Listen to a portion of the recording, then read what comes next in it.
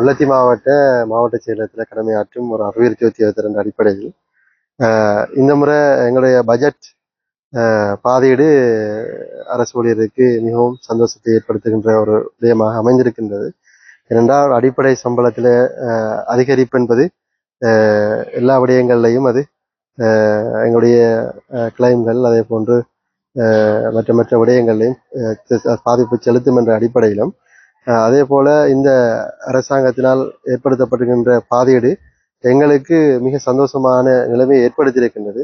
அதே போன்று அரச அதிகாரிகளுக்கு எல்லோரையும் பாரபட்சமின்றி அது அலுவலக உதவியாளராக இருக்கலாம் அல்லது மேல்மட்ட ஒரு பதவி உத்தியோகத்தராக இருக்கலாம், அனைவர்களுக்கும் இது ஒரு பாரபட்சமின்றி வழங்கப்பட்டிருக்கின்ற ஒரு விடயமாக இது கருதுகின்றேன். என்னை பொறுத்தவரையில் உண்மையில் இந்த பாதையீடு கட்டங்கட்டமாக வழங்கப்பட்டாலும் எங்களுக்கு அரசு ஊழியர்களுக்கு வழங்கப்பட்ட சம்பள உயர்வு அதே ஒரு எங்களுக்கு ஒரு சந்தோஷமான விடயமாகத்தான் அமைந்திருக்கின்றது என்பதை இவ்விடத்தில் நான் சொல்லிக்கொள்ள விரும்புகின்றேன்.